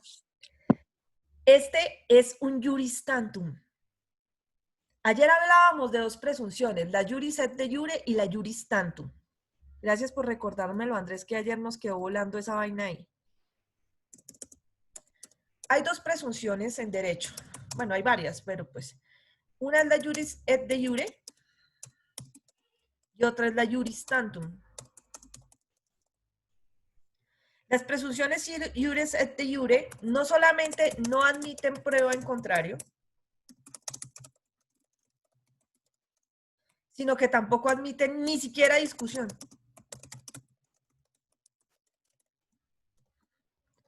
Por ejemplo, cuando ustedes vean en penal especial delitos contra la libertad, integridad y formación sexuales, se van a dar cuenta que jurisprudencialmente en Colombia manejamos una presunción iuris et de iure frente a la incapacidad de los menores de 14 años para dar consentimiento a relaciones sexuales. Hace unos días ustedes veían el caso terrible de la niña indígena que fue presuntamente abusada. Digo presuntamente porque hasta cuando no haya sentencia yo no hablo de nada. Presuntamente habría sido abusada por varios militares, por varios miembros del Ejército Nacional. Y había una discusión fuertísima en medios de comunicación sobre por qué habían dicho de un delito y no de otro. Eso se refería a una presunción iuris et de iure. ¿Por qué? Porque en Colombia a los menores de 14 años se les presume que no tienen la madurez para dar su consentimiento frente a una relación sexual. Y si la llegan a dar, ese consentimiento está viciado. Yo no tengo que demostrar, ni siquiera puedo argumentar que un menor de 14 años tiene voluntad. Ah, pero es que yo conozco peladitos y peladitas de 12 que reescriben el Kama Sutra. Sí, yo también. Pero la presunción es tan fuerte, que es iuris et de iure, que ni siquiera me van a admitir la discusión. Yo no puedo presentar pruebas de eso. No admite ninguna prueba en contrario. Pero es que la niña se dedicaba a la prostitución, pero es que el jovencito ya tenía hijos. Nada. Si son menores de 14 años, nada que hacer. La presunción es iuris et de iure. Mientras que la iuris tantum es una presunción de derecho. Es una presunción, pero admite prueba en contrario. Entonces, ¿a qué viene el asunto? En el caso del artículo 365, la presunción frente a la existencia de la antijuridicidad formal y material es iuris tantum, admite prueba en contrario.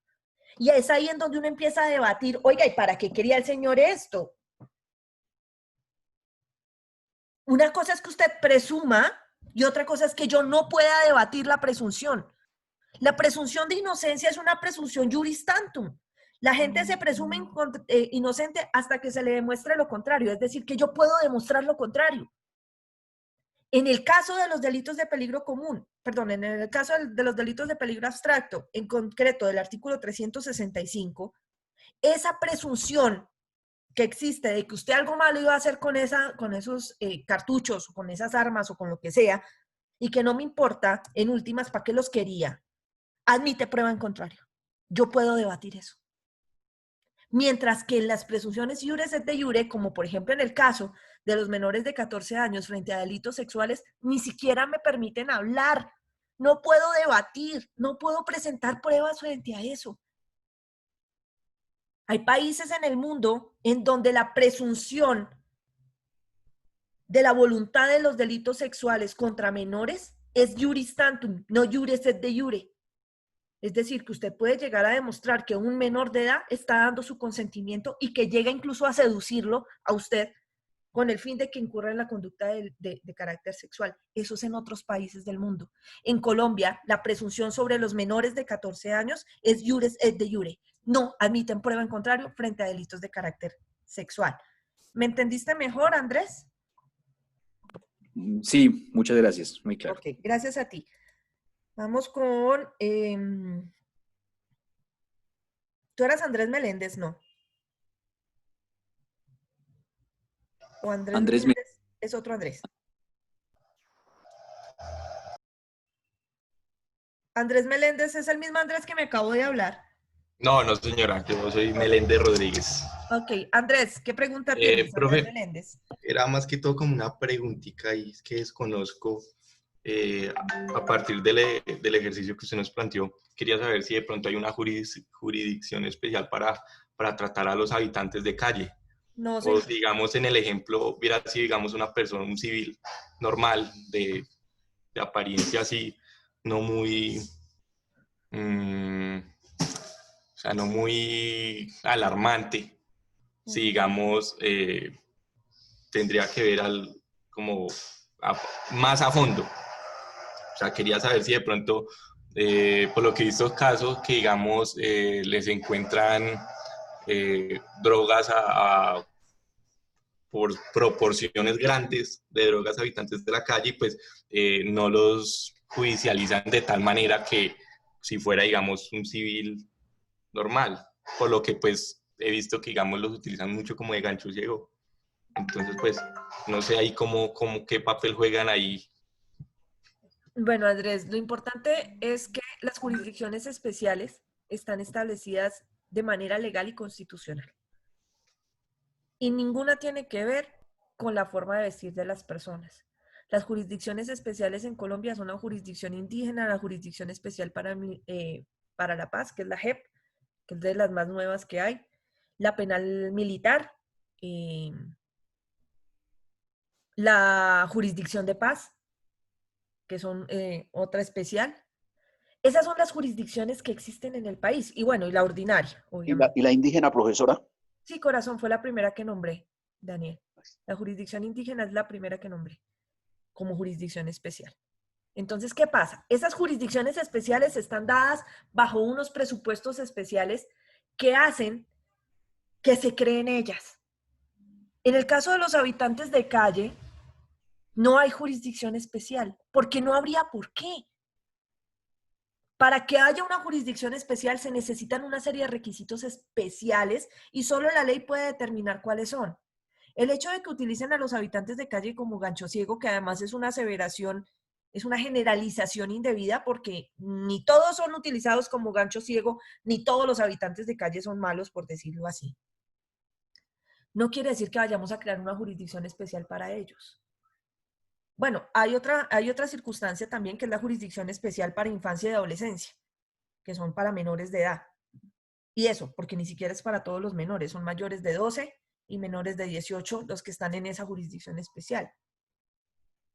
Pero ojo, en ningún momento podemos asumir que porque son habitantes de calle y porque por lo general se ven desarreglados y demás, impliquen una jurisdicción especial para ellos o un tratamiento diverso para ellos. No es así. No es así. ¿Listo? La otra semana, cuando nosotros empecemos a ver un poquito de filosofía del derecho penal, vamos a ver quién es Lombroso. es más, si me hacen el favor y primera tarea del fin de semana, van a averiguar quién es Lombroso y cuál fue su aporte para el derecho penal. Y ustedes se van a dar cuenta que todos tenemos un poquito de Lombroso en nosotros. ¿Listo? Van a averiguar quién es ese señor. Lombroso. Ya que vamos a hablar un poco de la historia del derecho penal la próxima semana. Omaira Sánchez, ¿qué pregunta tienes? Y cambiando el caso del señor, o sea, si el señor hubiera tenido un cuchillo o un machete, o se hubiera encontrado con un cuchillo, un machete, hubiera sido o si hubiera sido antijurídica material. Ok. ¿O no? Esa fue la duda que me quedó. Listo. Omaira, hazme un favor. Vamos al artículo 365. Es el que estamos analizando. Ya. ¿Listo? ¿Cómo se llama el tipo penal? Eso se llama el nomen juris. ¿Listo? ¿Cómo se llama el tipo penal? ¿El tipo penal? Sí, ¿cómo se llama? ¿El Dice artículo? 365. Lo que aparece ahí, ¿cómo se...? Bueno, ok.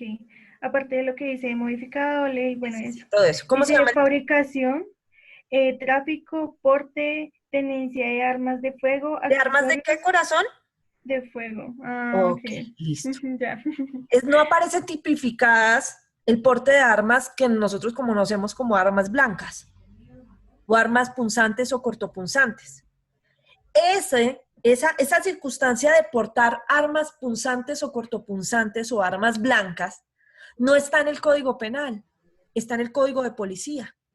Y en el Código de Policía lo que aparecen son contravenciones, no delitos. Entonces tú no puedes hablar de tipicidad en contravenciones. Tú hablas de tipicidad en conductas punibles, que son las que están aquí en este código. ¿Listo? De manera que portar cuchillos, machetes, puñales y demás no es delito, es contravención. ¿Listo? Ok, tenía esa duda. Gracias, profe. A ti, listo. Vamos con Sebastián Zapata. Maestra, entonces, sintetizando, es que quiero comprenderle o estar seguro de si le comprendí bien. Entonces, el artículo 65, usted nos enfatizaba o nos decía pues que se toma como de peligro abstracto. Por ende, entonces, también lo debo tomar como un iuris et de iure. En ese caso, en el ejercicio, entonces... No, es juris tantum, corazón. Es juris tantum porque admite prueba en contrario. Ah, ok. Esa era la confusión que tenía. Listo, no era eso. Muchas gracias. Ok. Vamos a parar con el tema de antijuridicidad. Esto se aprende, doctores, sobre la marcha, con la práctica.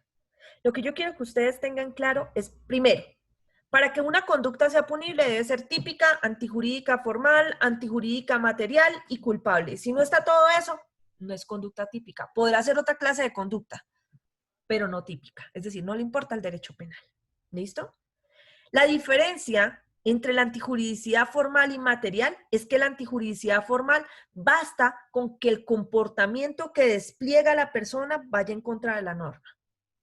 Mientras que la antijuridicidad formal implica varias situaciones. Primero, que se ponga en peligro el bien jurídico, cuando se trate de delitos de peligro abstracto. Que se afecte de forma efectiva el bien jurídico, que son delitos de peligro concreto. Y que además de poner en peligro el bien jurídico o afectarlo, yo lo haga sin justa causa.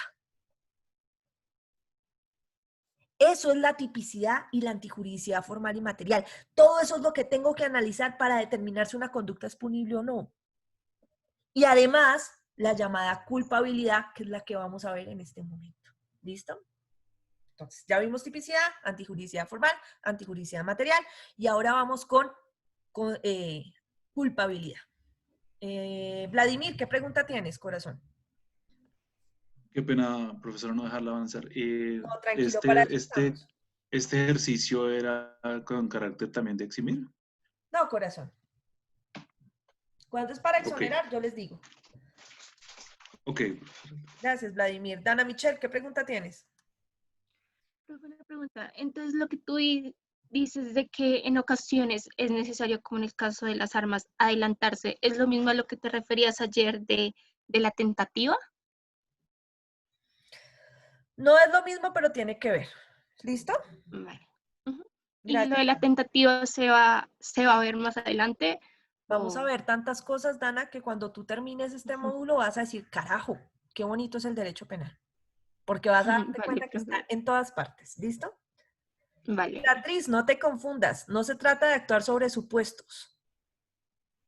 En el caso no podemos presumir situaciones que no están. Pero eso no quiere decir que la ley no presuma cosas. En los delitos de peligro abstracto se presume el peligro. ¿Listo? Ahora, vamos a ver la culpabilidad como elemento final de la conducta punible. A ver, ¿dónde están? ¿Dónde están? ¿Dónde están? ¿Dónde están? Por acá. Comparto pantalla.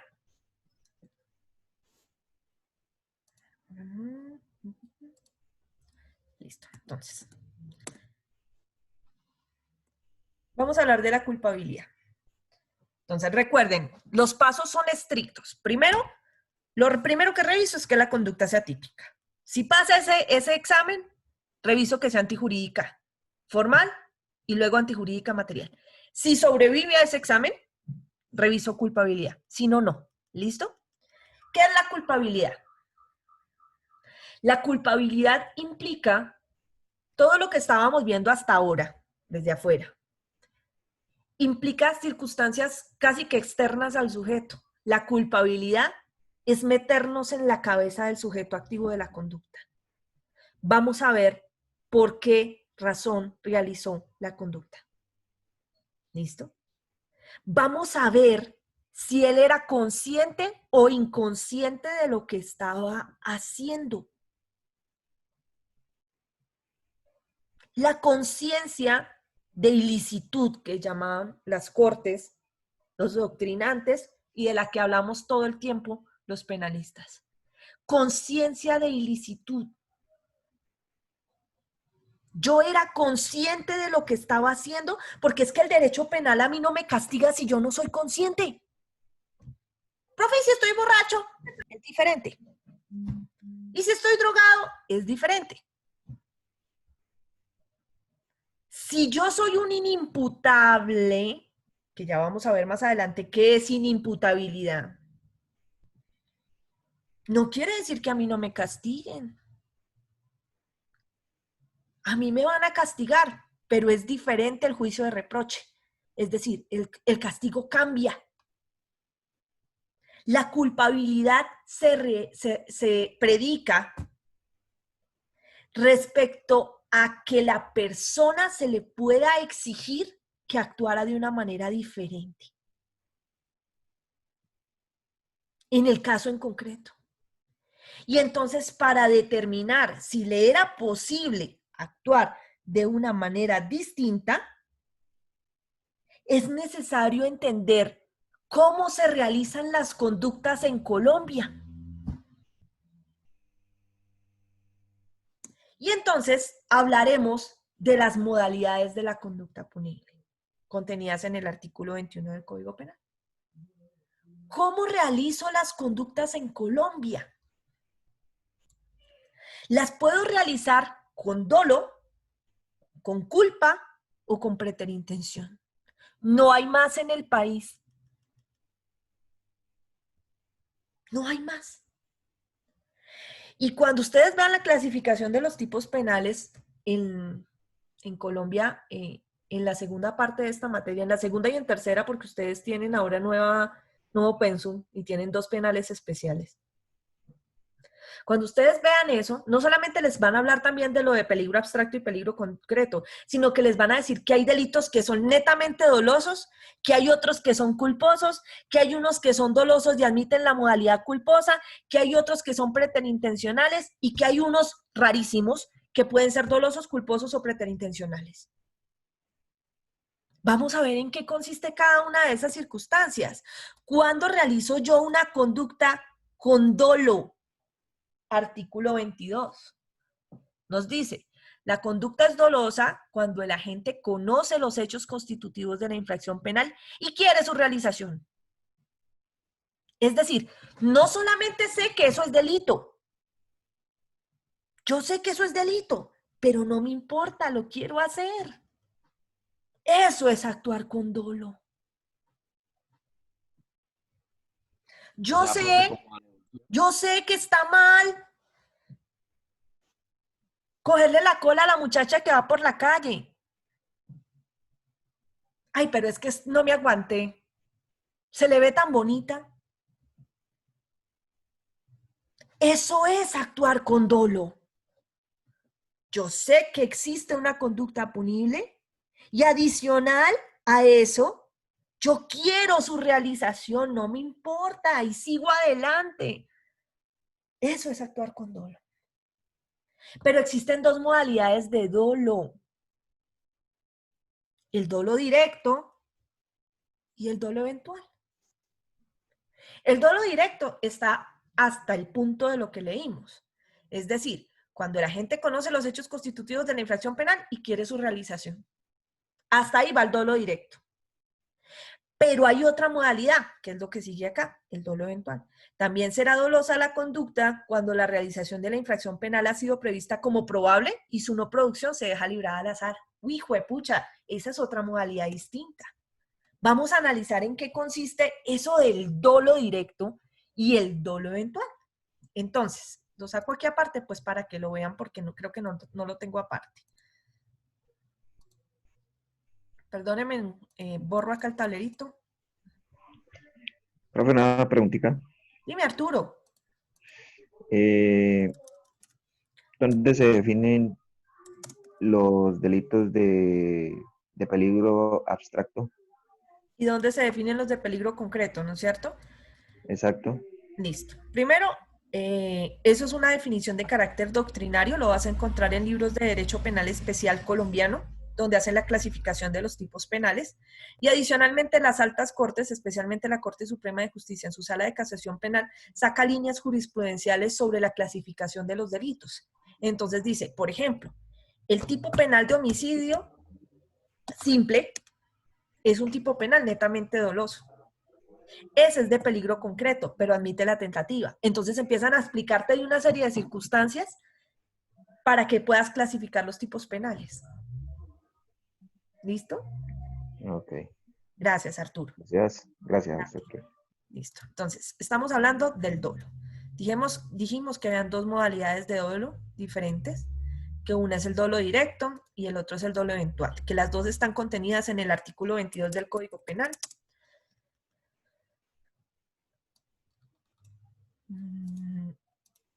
Y que regulan presupuestos diferentes. Para hablar de dolo directo, Dana, ¿qué pregunta tienes, corazón? Profe, una pregunta, ¿aquí no entraría el dolo indirecto también? Sí, ya vamos para allá. ¿Listo? Sí, señora. Gracias. Ok. Para hablar de dolo directo, y si en algún momento nosotros quisiéramos hablar de delincuentes, solo quien realiza la conducta de forma dolosa, sea directo, o eventual, indirecto, o como sea, es el verdadero delincuente. ¿Por qué? Porque quien realiza la conducta con dolo hace lo que vamos a ver a continuación. Y es que él recorre un camino que se llama el iter criminis o camino criminal. Él es el único que hace eso, el que actúa con dolo, ya sea en cualquiera de sus modalidades, pero él recorre este camino. Quien actúa con culpa o quien actúa con preterintención no recorre el camino. El iter criminis o camino criminal tiene 4 fases que son las que ustedes están viendo en este momento en pantalla. La ideación, los actos preparatorios, los actos ejecutivos y el fino resultado. ¿Listo? En Colombia se punibilizan, es decir, se castigan desde los actos preparatorios, de ahí para allá. De ahí para allá, desde los actos preparatorios, ya me pueden castigar a mí. El mundo de las ideas no le importa el derecho penal. ¿Cuántas veces usted ha tenido tanta furia con una persona, con su jefe, con su esposa, con su esposo, con su novia, con su lo que sea, que dice, uy, me provocaría matarlo? Uy, debería morirse esta persona. Uy, qué cosa tan horrible. Pero eso se queda en el mundo de las ideas. Si a nosotros el derecho penal nos castigara por las ideas que tenemos, todos estaríamos presos. Así como usted ha pensado matar a alguien, usted ha pensado tener sexo con alguien sin autorización. Usted dice, uy, es que está como pa... Listo. Imagínese que le cayeran a uno por eso. ¿Estaríamos presos todos? El mundo de las ideas no le importa el derecho penal desde que se quede en ideas. El mundo de las ideas es cuando nace la idea criminal, cuando a mí en la cabeza se me ocurre realizar una conducta punible. Pero si yo no sigo adelante, no va a pasar nada, no me pueden castigar. Además, porque en el mundo de las ideas, ¿quién vive? Pues usted. Usted puede contarle la idea a algún amigo, pero si no hacen nada, pues no pasa nada. ¿Listo? Supongamos lo siguiente, yo me voy a proponer, estoy tan aburrida de mi pareja, que yo digo, oiga, yo sería más feliz siendo viuda. Yo debería matar a este infeliz. ¿Sería tan feliz yo? Ojo, tengo la idea criminal. Primer presupuesto. Ya que tengo el presupuesto de que voy a matar a alguien, o sea, que se me ocurrió matar a mi esposo, yo digo, ay, pero es que si me cogen yo no voy a pagar a este infeliz. Yo necesito es que esto parezca un accidente.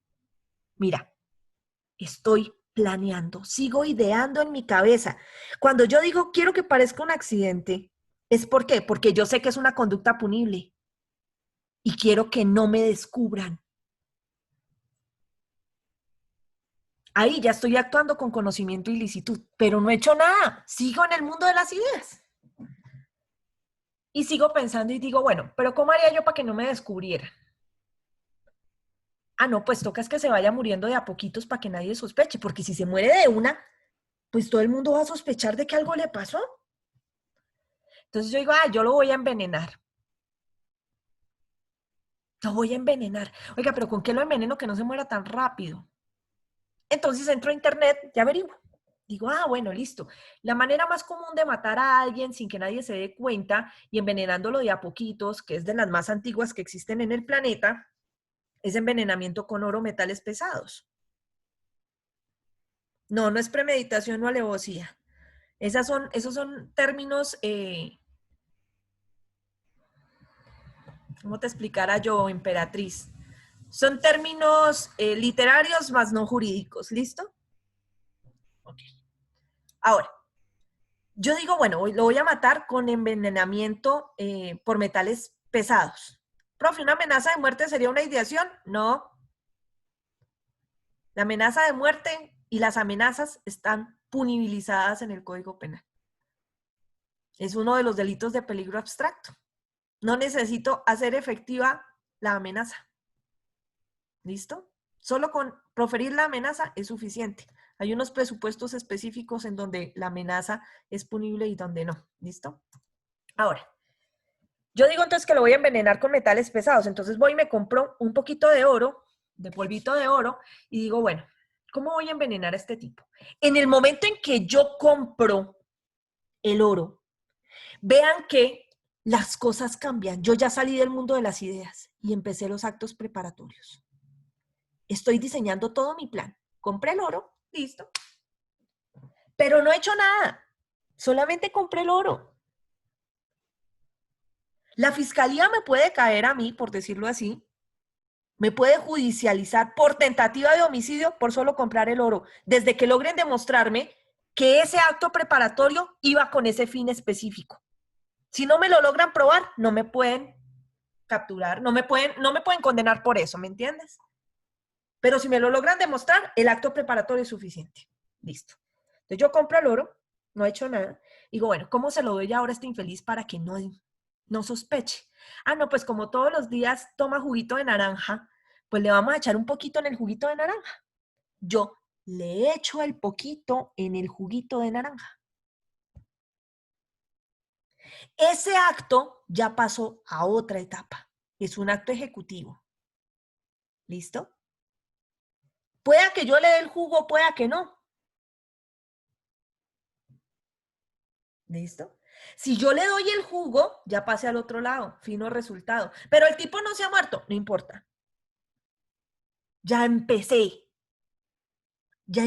a envenenarlo.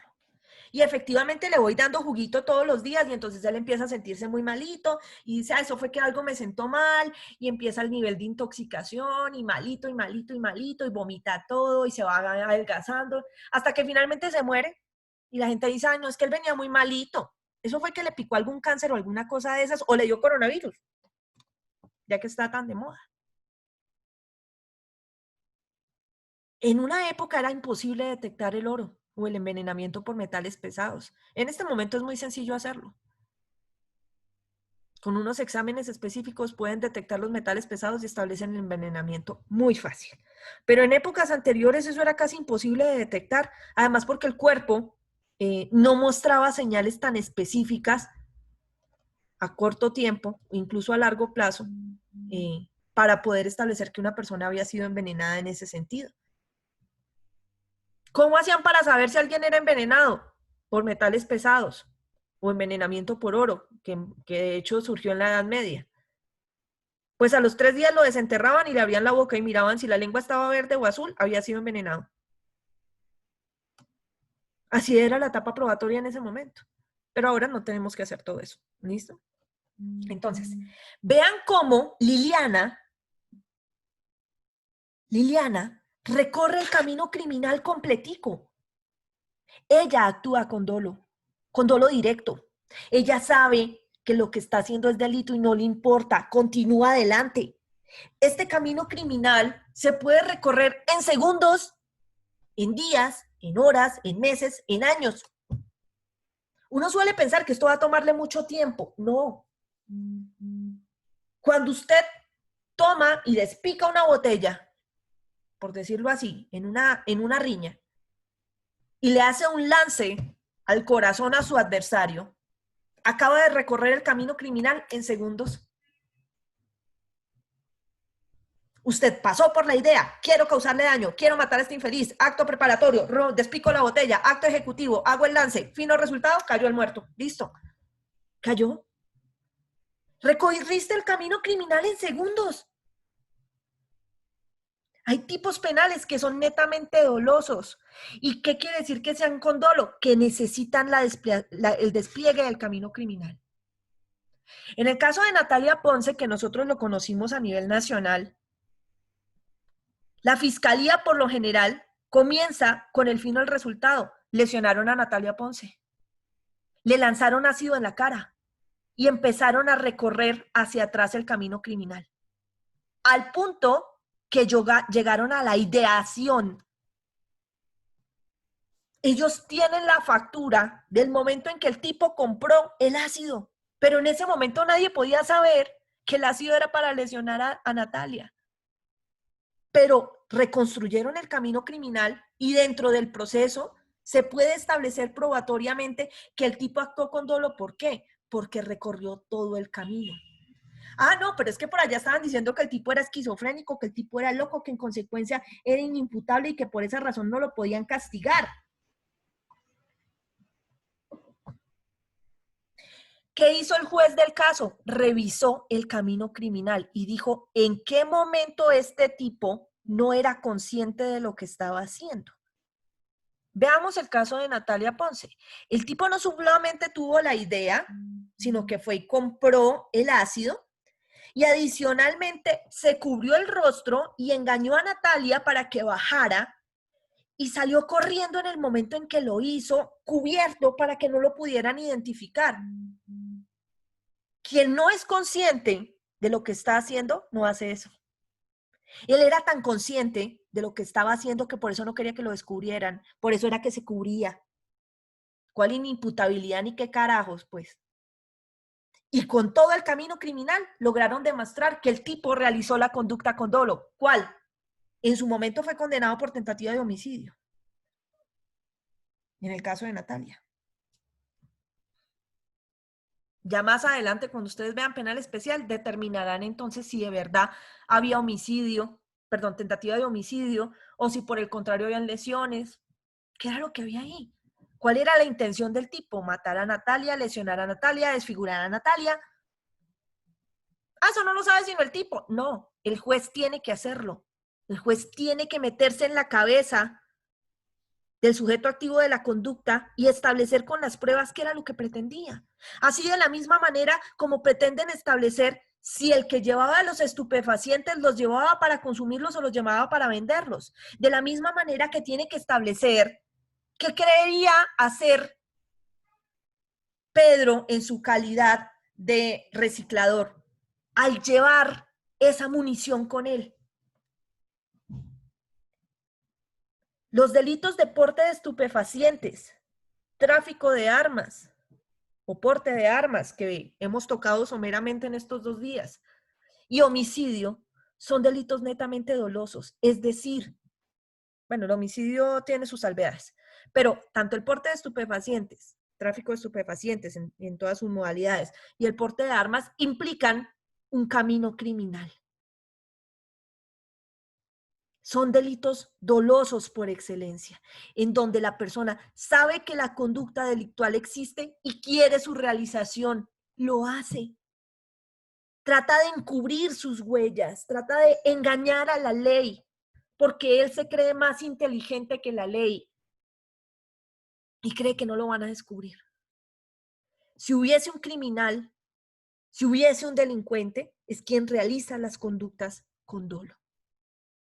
Esto de lo que estamos hablando en este momento es dolo directo. Dolo directo. ¿Listo? ¿Hasta ahí ok? ¿O tienen dudas, doctores?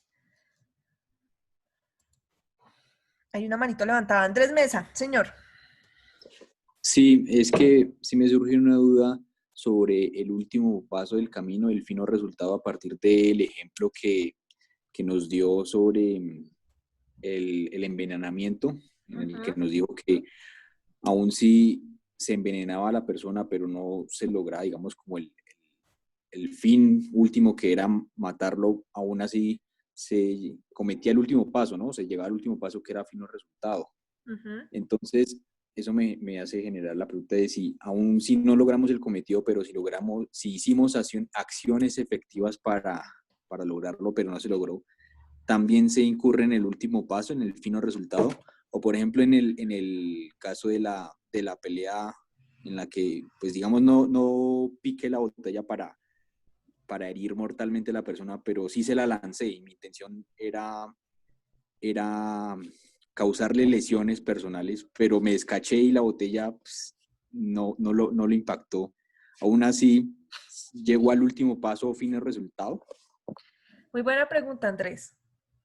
Para eso necesitamos hablar de la tentativa. Artículo 27 del Código Penal. Y en cuáles delitos se admite la tentativa y cuáles no. Por eso es tan importante saber cuáles son de peligro abstracto y cuáles son de peligro concreto. Los de peligro concreto siempre van a admitir la tentativa. Los de peligro abstracto, no. Es decir, no puede haber tentativa de porte de armas, pero sí puede haber tentativa de homicidio. Desde que mis actos sean inequívocos e idóneos y dirigidos a la realización del fin o resultado, es suficiente. En el caso del envenenamiento, así yo no le dé nunca el bebedizo, pues el jugo con el veneno a mi esposo. Si la fiscalía logra demostrar hasta ahí, me van a condenar por tentativa de homicidio, porque mi fin era matar. Pero si nunca se lo dio, no importa. El acto era idóneo e inequívocamente dirigido. ¿Qué pasa si mi esposo dice, oiga, esta vaina está como rara, yo no me voy a tomar ese jugo, y lo riega y no se lo toma? Interrumpió el camino criminal. Me dañó el fino resultado. Es de lo que habla el artículo 27 del Código Penal. ¿Listo?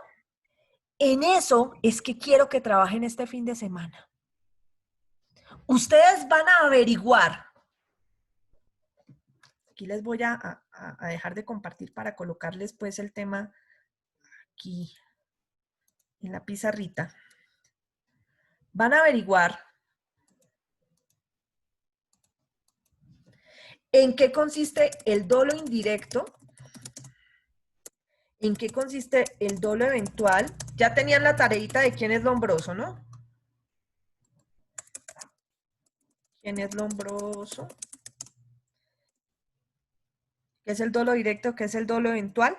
Y cómo actúan el dolo directo y el dolo eventual frente a la tentativa. ¿Listo? Eso es lo que van a averiguar ustedes. ¿Quién es Lombroso? ¿Qué es dolo indirecto? ¿Qué es dolo eventual? ¿Qué es esa vaina de la tentativa? Para eso van a revisar artículo 27 del Código Penal. Maestra, dolo indirecto, sí. Sí, artículo 22 del Código Penal. Dolo eventual, artículo 22 del Código Penal. Ojo, lo que yo les estoy dando es lo mínimo que es la norma. Y ahí para allá, ustedes van a averiguar todo lo que encuentren. Jurisprudencia, doctrina, todo lo que encuentren. Y van a revisar eso de cómo influye el dolo indirecto, el dolo eventual y la tentativa en el iter criminis.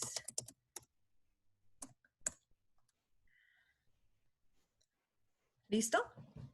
¿Cómo influye esa vaina en el iter criminis, que es el camino criminal que acabamos de ver? Dana Michelle, ¿qué pregunta tienes, corazón? Profe, solo como una idea que se me surgió. Digamos que alguien ya planea todo el camino de matar a una persona, ¿sí? Pero como un caso que ocurrió, esa persona, un ejemplo, que se agachó y terminó matándola a la persona que estaba atrás. Sí. ¿Eso sería indirecto? Eso es lo que tienes que averiguar, Dana. Vamos a ver cómo funciona. Si es dolo directo, indirecto, de directo, indirecto, eventual. ¿Listo? Van a revisar eso y lo van a analizar para el fin de semana. El día lunes vamos a empezar interviniendo sobre estos temas. ¿Listo? Doctores, es un gusto. Los dejo a las 10 en punto. Disculpen, se me pegó la aguja, pero teníamos que reponer el tema de ayer. Dios los bendiga. No, gracias, profe. Muy bien. Muchas gracias. Gracias, profe. Gracias, Muy profe. amable. Chao, profe. Un tema apasionante. Estamos empezando a ver. Listo, que estén bien, chaito. No, profe.